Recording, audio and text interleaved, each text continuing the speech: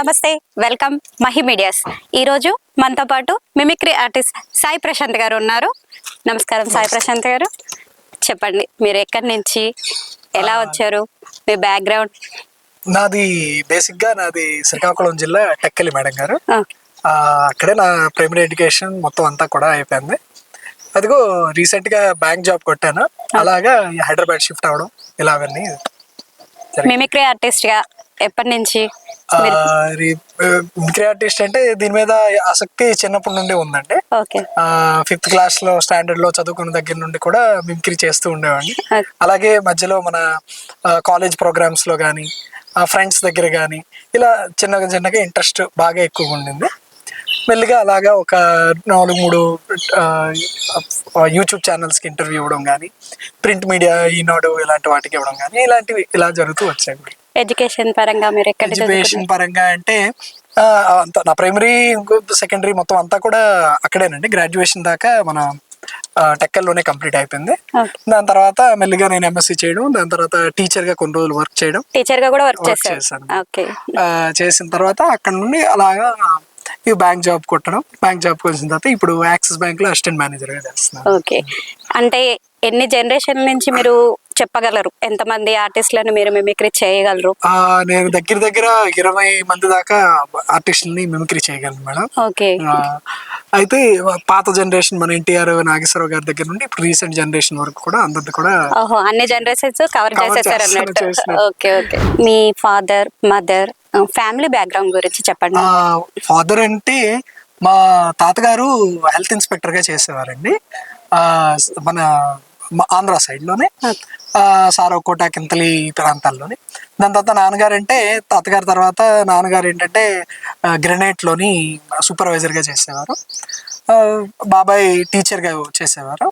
అలా education background అవడం వల్ల కొద్దిగా ఇంట్లో స్ట్రిక్ట్ గా ఉండడం వల్ల అలా ఇటువైపు కెరీర్ పరంగా చూసుకుంటే ఇలా వెళ్ళిపోవడం జరిగింది. ఫ్యామిలీలో ఎవరైనా ఉన్నారా?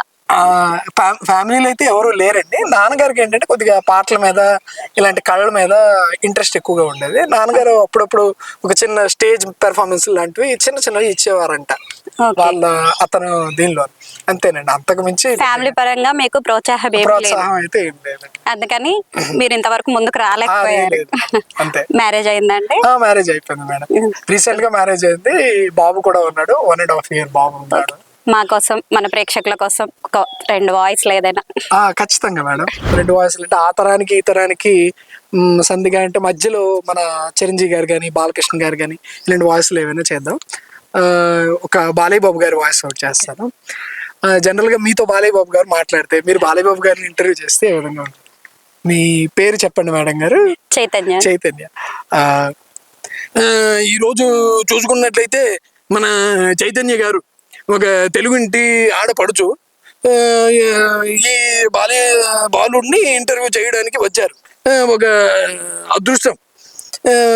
మరి ఆ రోజుల్లో మరి నాన్నగారు కూడా తెలుగు వారికి అధికారం రావాలని ఎన్నోసార్లు పోరాటం చేశారు. మరి మీరు కూడా తెలుగు వారే ఆడపడుచు కావడం ఒక చరిత్ర. ఈ విధంగా ఉంటుంది. వెరీ నైస్ అండి, ఆసమ్. ఇంకా అంటే చిరంజీవి గారు కానీ నాగార్జున గారు కానీ ఇంకా అందరిది పర్టికులర్ గా చేస్తాను. మీకు బాగా నచ్చిన వాయిస్, మీరు బాగా పర్ఫెక్ట్ గా చేయగల వాయిస్ ఏదైనా? అందరిది చేస్తాను మేడం. మోస్ట్ ఆఫ్ ది నాకు ఎన్టీఆర్ గారిది కానీ, ఎందుకంటే స్కోప్ ఎక్కువగా ఉంటుంది కాబట్టి, పెద్ద భారీ డైలాగ్ ఉంటుంది కాబట్టి జూనియర్ ఎన్టీఆర్ గారిది వాయిస్ ఇలాంటివి చాలా ఇష్టంగా చేస్తుంటాను. జూనియర్ ఎన్టీఆర్ గారిది ఒక టెంపర్ మూవీలో కానీ ఒక సీన్స్ లో ఎలా ఉంటుందంటే కొద్దిగా ఆవేశంగా మాట్లాడడం, ఒక జనతా గ్యారేజ్ సీన్ లో కానీ, ఒక అరవింద సమేతలో కానీ ఒక డైలాగ్ తీసుకుంటే అరవింద సమేతలో ఎలా ఉంటుందంటే, నిన్ను చంపి నేను జైలుకు పోతా, మా అత్త ఎంపీ అయ్యాక తిరిగి వస్తా, ఈ ఆప్షన్ నీకే కాదు నాకు కూడా ఉంది, కాదు కూడదు అన్నావా, పుల్లొందల పూలంగడి కాడి నుండి కడప కోటిరెడ్డి సెంటర్ దాకా, కర్నూలు కొండారెడ్డి బుర్జు నుండి అనంతపురం క్లాక్ టవర్ సెంటర్ దాకా, బళ్ళారం గనుల్లో దాక్కున్నా బలగాం పొడంలో పండుకున్నా వదల, తరుముకుంటూ వస్తా తలకాయ కోస్తా. ఈ విధంగా సూపర్ అండి. ఎన్టీఆర్ గారే ఇక్కడ వచ్చి మాట్లాడినట్లుగా ఉంది. చాలా థ్యాంక్స్ అండి.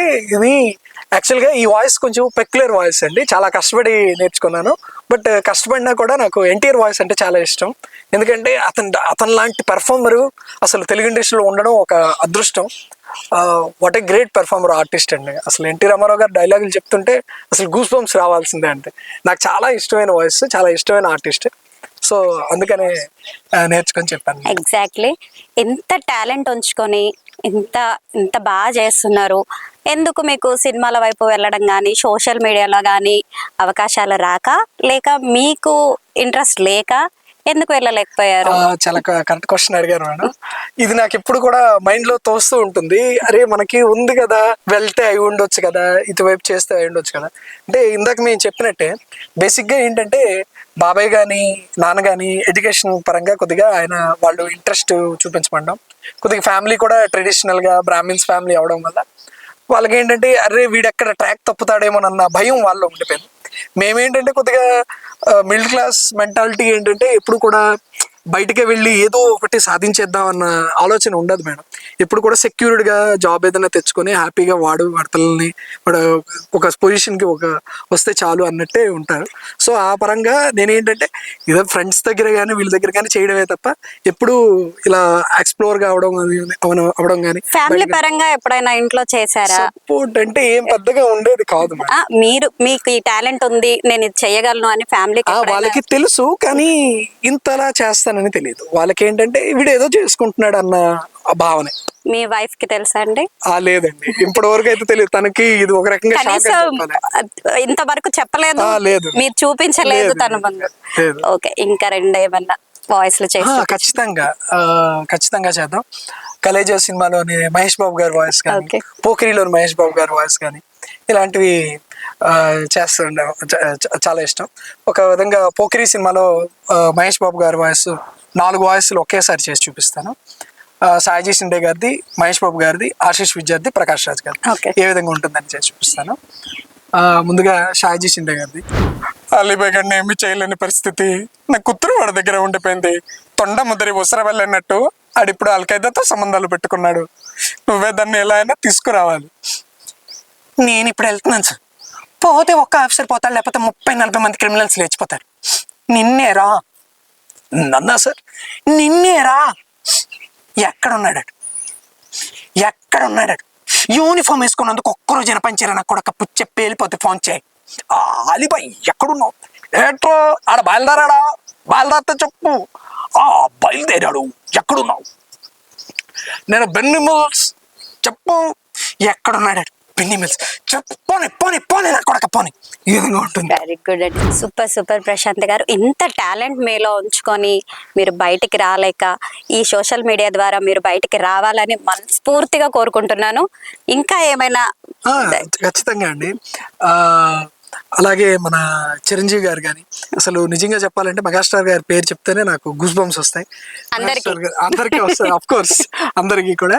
నాకు చాలా ఇష్టమైన వ్యక్తి, చాలా సమాజానికి చాలా మంచి చేస్తున్న వ్యక్తి.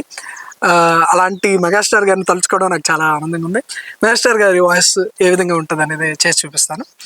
ఠాగూర్ సినిమాలో మెగాస్టార్ గారి వాయిస్ కానీ ఏ విధంగా ఉంటుందంటే, ఒక ఠాగూర్లోని కోర్ట్ సీన్ చాలా హైలైట్గా ఉంది.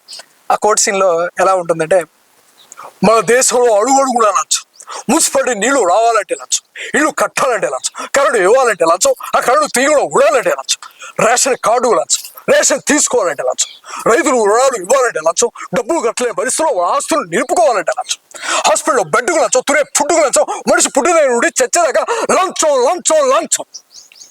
మెగాస్టార్ గారు ఇక్కడికి వచ్చారా? ఇప్పుడు ఇంత టాలెంట్ ఉంది మీకు, మరి ఎప్పుడే గానీ మీకు సినిమాలోకి వెళ్ళాలని లేదా టెలివిజన్ వైపు వెళ్ళాలని గానీ ఆలోచన ఏం రాలేదండి?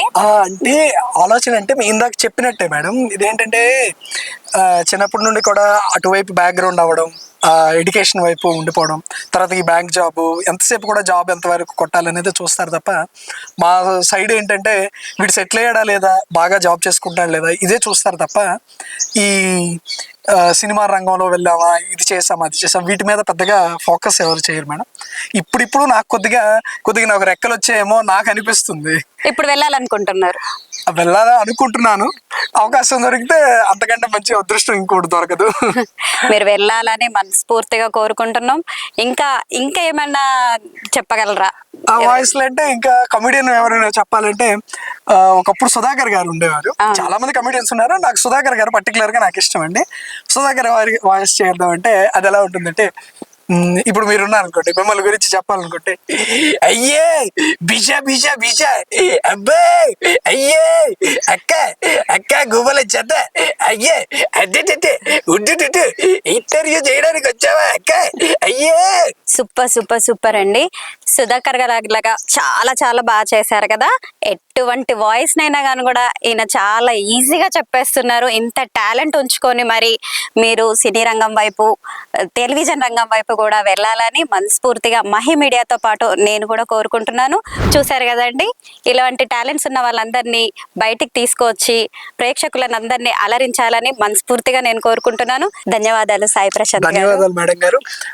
ఖచ్చితంగా ఈ సందర్భంగా నేను చెప్పుకోవాల్సింది ఏంటంటే, ఈ మహి మీడియా వారికి కానీ, ఇలా నన్ను ఇంటర్వ్యూ తీసుకొని నాతో పాటు సుదీర్ఘంగా ఇలా ఇంటర్వ్యూ తీసుకున్న మేడం గారు, చైతన్య మేడం గారు కానీ, చూస్తున్న ప్రేక్షకుల వారికి కానీ అందరికి కూడా నా తరఫున ధన్యవాదాలు తెలియజేసుకోండి. థ్యాంక్ యూ సో మచ్ అండి.